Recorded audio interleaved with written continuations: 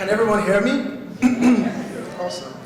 So, typically, I would give presentations like this off the top of my head, but I want to be very exact this evening. So I have written out my speech, and I'll be presenting that. Okay, are we ready? Good evening, everyone. Standing on existing protocols, I am David Akinmade, founder and captain of Laroye AI.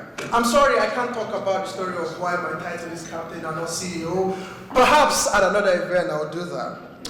However, people always ask me, what does Laroye mean and how do you even pronounce it? So here is the quick guide. I don't mind how you pronounce it, just make sure it's 3 syllables and not 2. So Laroye works, don't say Laroy, please. Make it 3 syllables, all right? But it is actually a word from my native Yoruba language, and it encapsulates the idea of speech, understanding, and quite on brand for an occasion like this, storytelling. So in the next 10 minutes or so, I'll be sharing 3 personal stories, up in the ante with each story. The first will be about the mystery of beginnings, the second about the power of community, and the third will be a story about things to come, my vision of the future. Story 1, the mystery of beginnings. I first became enamored with the idea of immigration in 2017. I was a final year engineering student at the University of Lagos in Nigeria, and Goldman Sachs had arrived to conduct their annual interviews. They aimed to set up students from each graduating engineering class with fancy tech jobs in the UK. I applied and prepared with the confidence of an Olympic athlete, but was promptly rejected in the final round of the interview process. They were looking for software development skills, and at the time I had none. In that moment, I decided I was going to learn how to program. Since Python was one of the easiest languages to grasp, I taught myself how to code in it. I was a beginner again. This seemingly inconsequential decision led me to fall in love with data analysis, as Python is one of the most suited languages for it. After completing my youth service in the Nigerian Army, I decided to give immigration another shot. This time, I had my eyes set on Canada. The country was cold, very cold.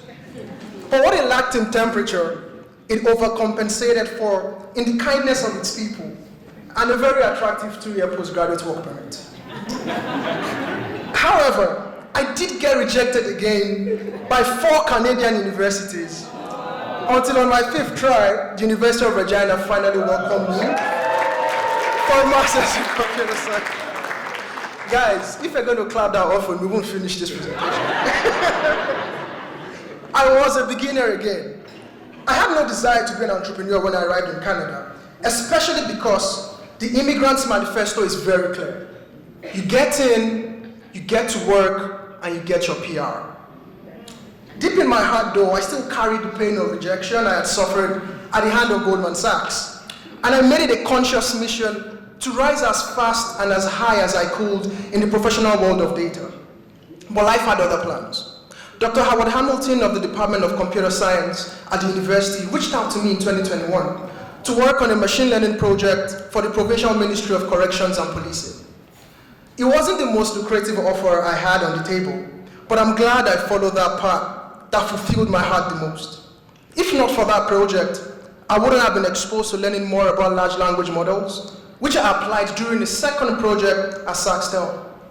And because large language models were the spark that set the current AI revolution ablaze, I would not have had the chance to be hired as the first AI prompt engineer by Precision AI in the province.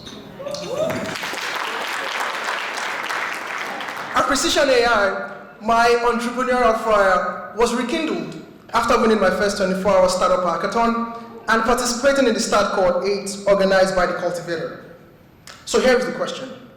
Did I know that by being rejected for my first foreign job, life was setting me up for a career as an AI founder in Canada? Absolutely not. And that is the mystery of beginnings. Most times we believe because we know exactly what we want, we automatically know how to get there. I have learned, however, that the path to our dreams is filled with many small, non-obvious steps, which we can only follow with the heart and not with the mind. Story number 2, the power of community. Upon arriving in Canada, I became dissatisfied with how people spoke about the mental wellness crisis plaguing young people. without mentioning how social media was playing a huge role in this downward trend. If they mentioned social media at all, it was always about how it should be banned or set aside in some way. I knew the answer required a lot more nuance than that. And so we built Joyful. The idea is very simple. We were going to give people an easy, intention-based way to create their own algorithms for social media. Why? Because algorithms determine what you see, the thoughts and ideas you interact with. These thoughts and ideas affect your emotions, and your emotions drive the intentions or behaviors that you follow through on. So our goal became turning social media content consumption from something that distracted people from being their best self into an activity that could help them stay on track, both mentally and emotionally, on the intentions they set their hearts to. I had faith that this idea was going to work, and based on my conviction in the seriousness of the problem and the uniqueness of our approach, I quit my 9-to-5 at Precision AI, someone saying it, to pursue entrepreneurship full-time as a founder in 2024.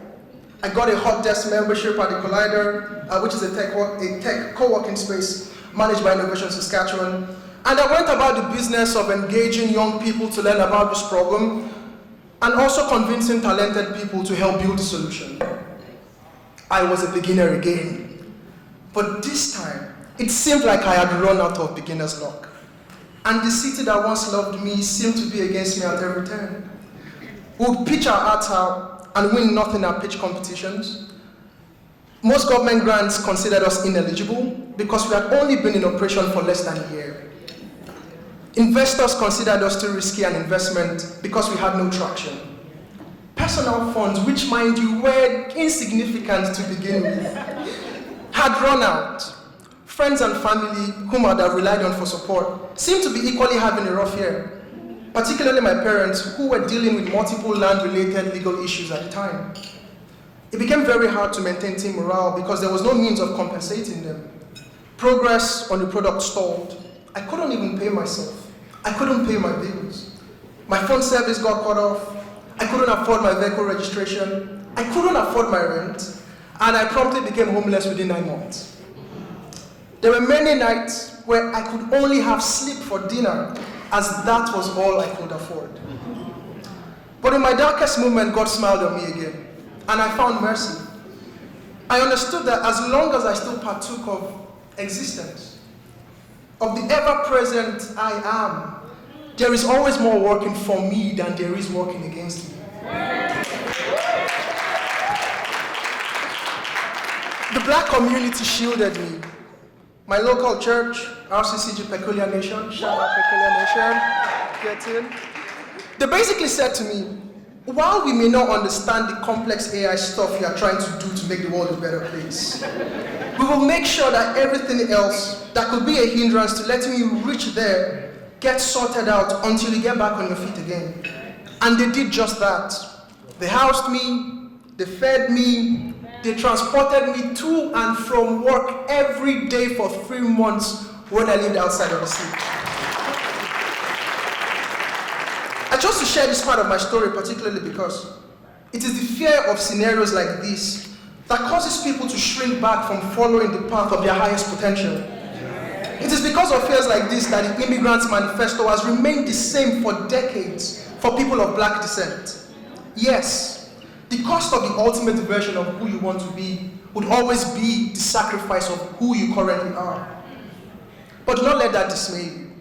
For as long as you can see, to the glory of God, I am not dead. Amen.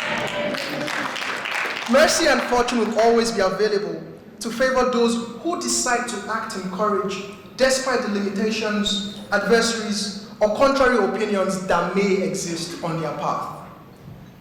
Story number 3, my vision of the future. Within this decade, there is a huge chance that artificial intelligence will achieve autonomous general intelligence. It is our mission at Laroye AI to ensure that this technology is adapted as a sieve that helps humanity navigate through the endless, ever-increasing noise of future social media platforms in a way that fosters wellness and productivity, as opposed to eroding it. To accomplish this, we've started our pilot program in the province, and we are seeking to engage and onboard employee benefit providers, mental health care professionals, public libraries, universities, high schools, and even concerned parents and teachers. In addition, because we had to bootstrap our way through 2024, a serendipitous outcome was that we started offering AI consulting services within the prairies, particularly to businesses and governmental agencies that had the necessary data to launch AI research and development projects, but needed a technical partner to execute the process. So, a little bit of shameless advertising. If you are in the audience and any of those descriptions matches the organization you represent, my DMs are open. Please, let's have a conversation. Artificial intelligence will also be unlocking even more value across several industries. And the easiest way for us as a community to get in on this wealth transfer, because that is exactly what it is through angel investment. Recent employment income statistics show that over 300 high-earning Black professionals are scattered across key industries like mining, manufacturing, agriculture, and health here in Saskatchewan. With the annual ROI for angel investment sitting between 20 to 30%, which is 4 times more your average investment kind of portfolio. And government incentives like the STSI, which offers 45% tax credit on startup investments in Saskatchewan, which is the highest in Canada, by the way. Over $250,000 of capital, at the very least, can be deployed annually by our community as an investment syndicate to create win-win situations, win-win economic opportunities for both Black businesses and investors in our industries of strength. We owe it to ourselves and to posterity to make sure this time in history does not pass us by. In conclusion, to my fellow beginners and aspiring beginners in the room, this is the sign you have been waiting for. To take that leap and bring into existence all the dreams you carry in your heart in this new year. Beginnings are uncertain, but perseverance will lead you towards your goal in many small, non-obvious ways. You will make mistakes, but embrace the lessons and not the regrets. And please, surround yourself with people who see you as you wish to become. My final story for the night. 2024, COPSME's BBNE. I was sat there, that table. I was here with Sype. And Prince is somewhere in the building. After Shakira Gedoho gave her keynote address, Prince looked at me and he said, "David, next year that is going to be you." And here I am.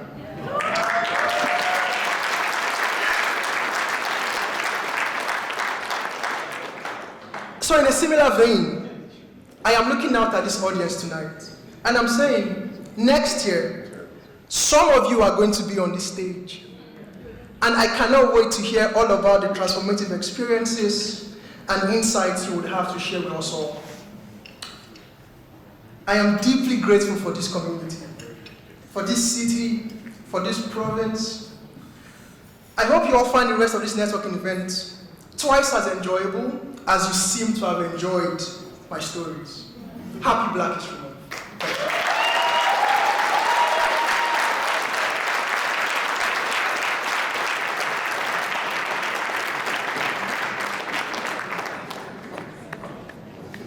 Thank you so much, David. Can we please give one more round of applause for him? That's phenomenal.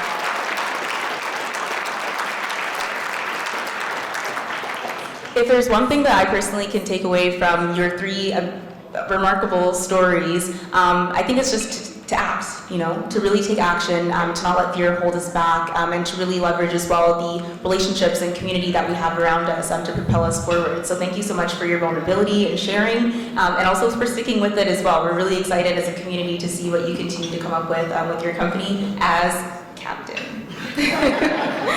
Okay, so we're now going to continue moving forward.